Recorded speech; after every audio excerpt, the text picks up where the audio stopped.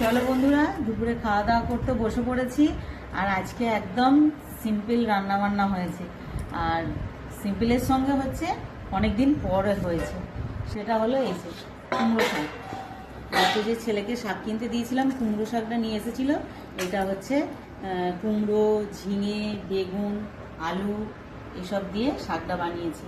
আর কুমড়ো শাকে দেখবে একটুখানি এইসব সবজি দিলে বেশ খেতে ভালো হয়।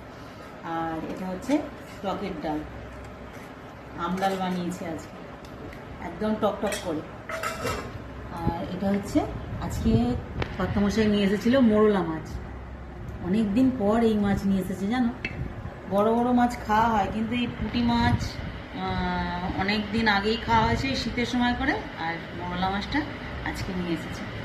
মোরলা মাছটা সর্ষে পোস্ত বাটা দিয়ে ঝাল বানিয়েছি। তো চলো খাওয়া দাওয়া করে নিই।